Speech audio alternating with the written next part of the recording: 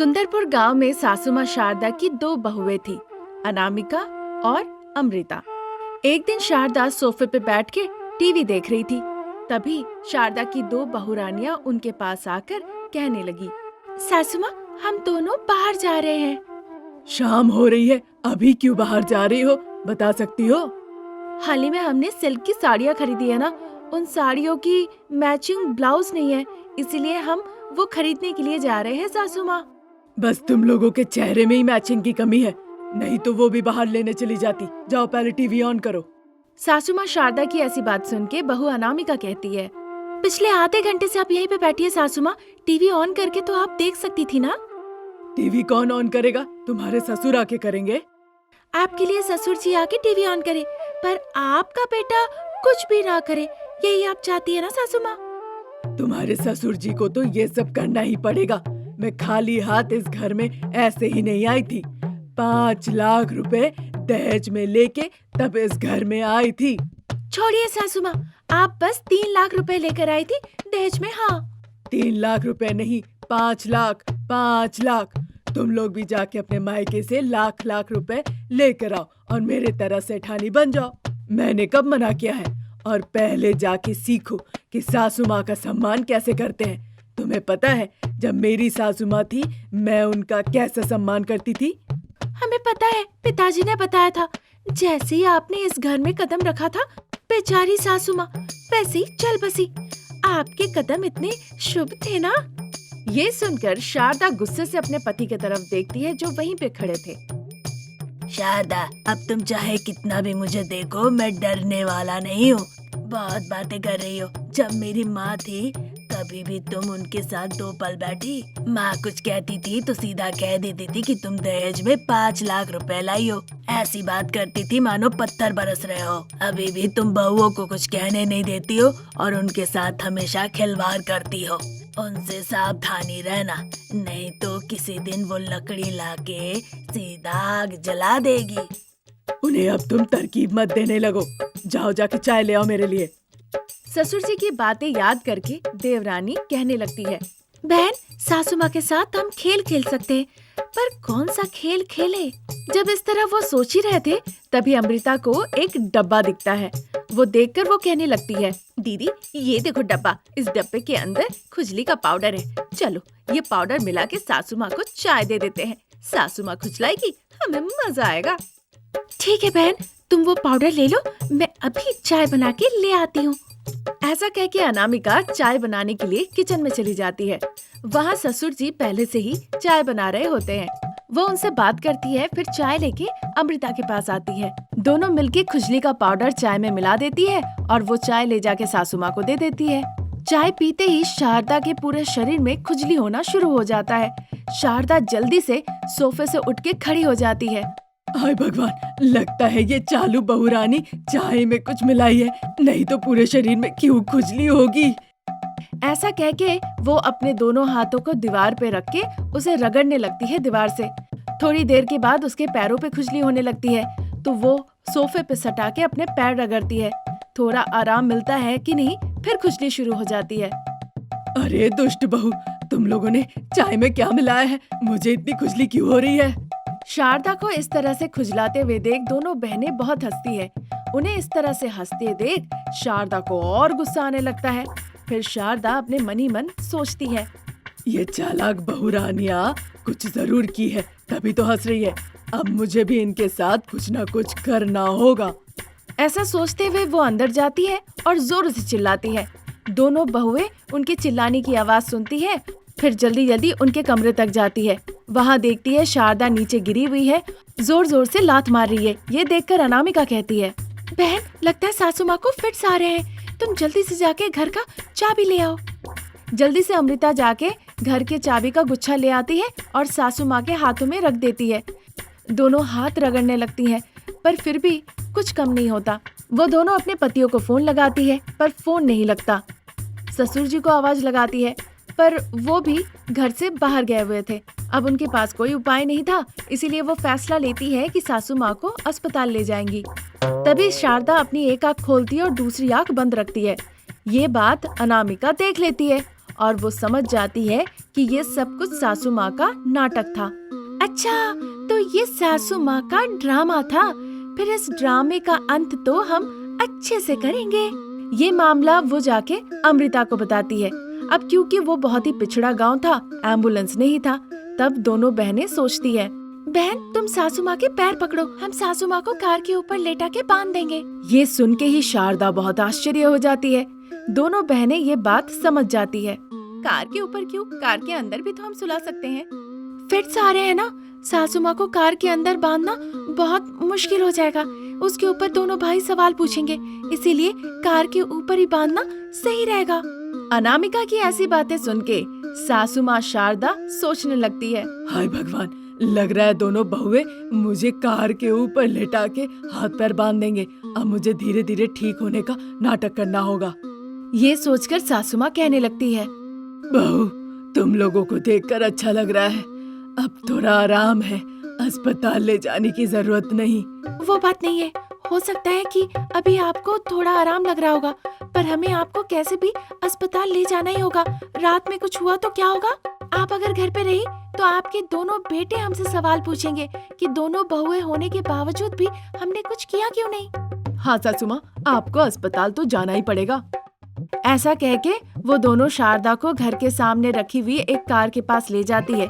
चाहे वो कितना भी मना करे, पर वो उनकी एक बात नहीं सुनती है और गाड़ी के ऊपर लगेज स्टैंड में शारदा को लेटा के बांध देती है और स्पीड से गाड़ी चलाने लगती है। इतनी तेज गाड़ी चल रही थी कि मानो शारदा बेहोशी हो जाए। तभी दोनों बहनें सोचती है कि गाड़ी को अचानक से रोका जाए ताकि शारदा को झटका लगे। वो सासू माँ को देखती है। उन्हें लगता है कि अब सच में सासू माँ बेहोश हो गई है, तो उन्हें जल्दी से अस्पताल ले जाती है। 2 दिनों के बाद दोनों बहनें सासू माँ को घर वापस ले आती है। घर पे बहुत अच्छे से देखभाल करती है। दोनों बहनों की सेवा और प्यार देखकर अब सासू माँ की आंखें भर आती है। मेरी घर की दोनों बहुएं मुझसे इतना प्यार करती है। आज से मैं सास नहीं, तुम दोनों की माँ हूँ माँ। तब से शारदा अपनी दोनों बहुओं के साथ खुशी खुशी जीवन बिताती है। एक गांव में शारदा और प्रसाद एक गुणी दंपति थे।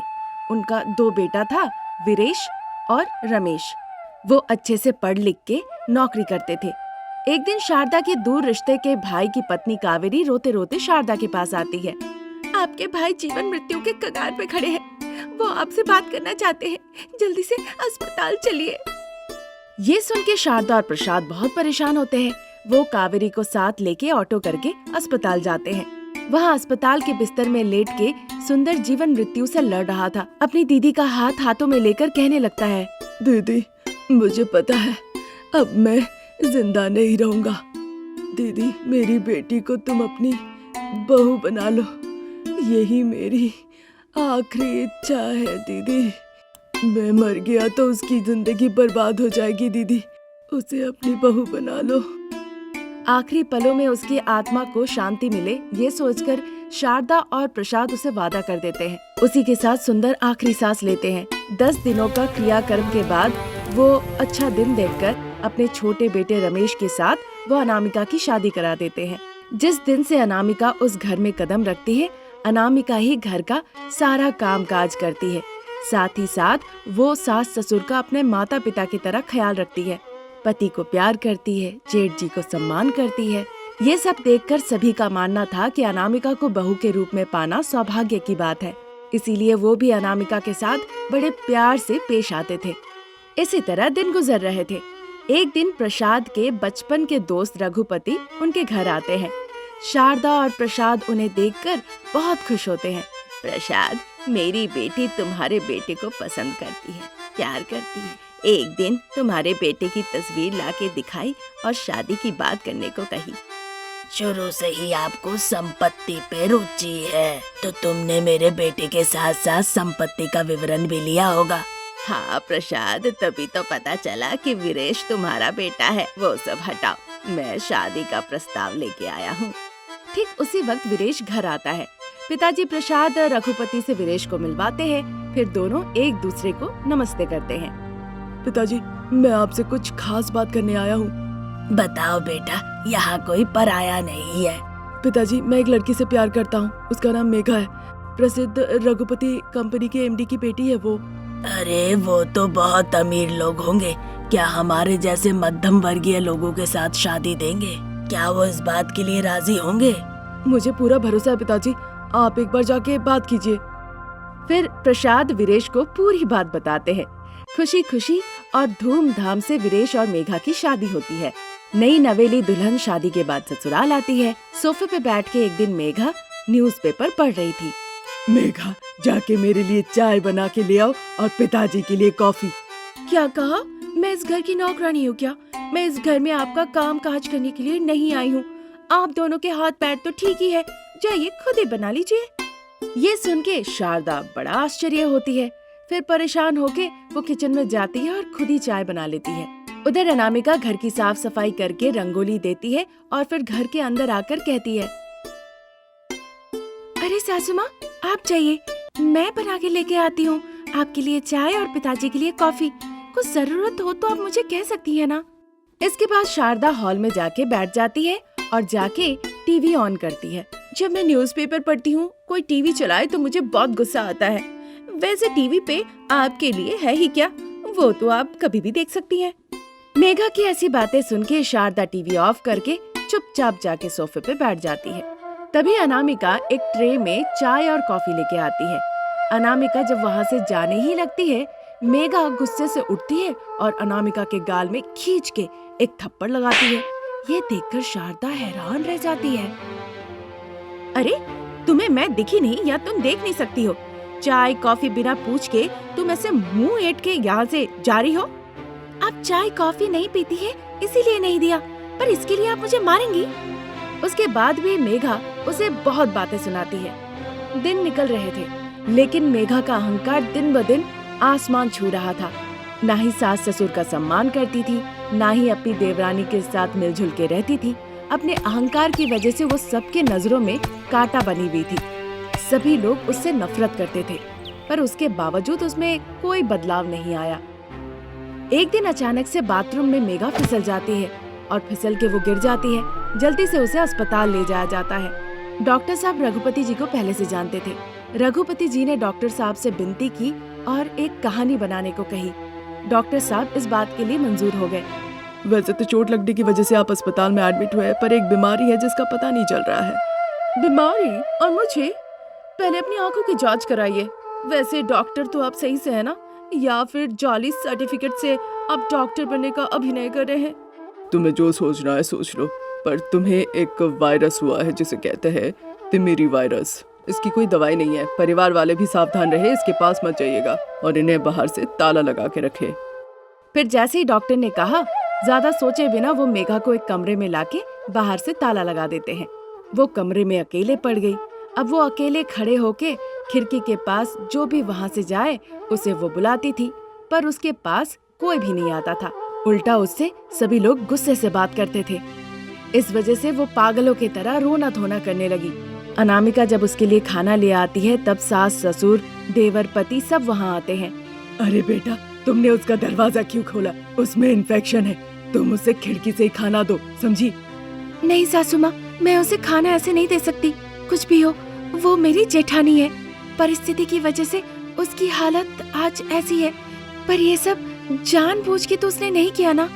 वो बात तो सही है बेटा, पर डॉक्टर ने हम सभी से कहा है इस बीमारी से दूर रहने के लिए। नहीं माँ जी, आज नहीं तो कल हम सभी को मरना है, पर उन्हें इस हालत में देखकर मुझे बहुत बुरा लग रहा है। मैं अपनी आंखों के सामने दीदी को इस तरह परेशान होते हुए नहीं देख सकती। चाहे कोई कुछ भी कह ले, पर अनामिका किसी की बात नहीं सुनती है और खाना लेके मेघा के कमरे में जाके उसे खिलाती है, उसे पानी पिलाती है, उससे बात करती है। मेघा को याद आने लगता है कि वो किस तरह से उसे डांटती थी, तकलीफ देती थी, मार पीट करती थी। ये सब सोच के उसे बहुत बुरा लगता है। मेघा रोने लगती है। बहन, मुझे माफ कर देना, मैंने तुम्हारे साथ बहुत बुरा बर्ताव किया है। मुझे नहीं पता था तुम इतनी अच्छी दिल की इंसान हो। उसे इस तरह से रोते देख पूरा परिवार कमरे के अंदर आता है और कहता है कि मेघा को कोई बीमारी नहीं, उन्होंने ये सब कुछ किया था उसमें बदलाव लाने के लिए। वो भी इस बात को समझती है, अपने सास ससुर को सम्मान करती है, पति को प्यार करने लगती है। और अपनी देवरानी के साथ मिलजुल के बहुत ही प्यार से रहने लगती है। ये कहानी अगर आपको पसंद आई तो हमारे चैनल को जरूर सब्सक्राइब करें। Thank you for watching.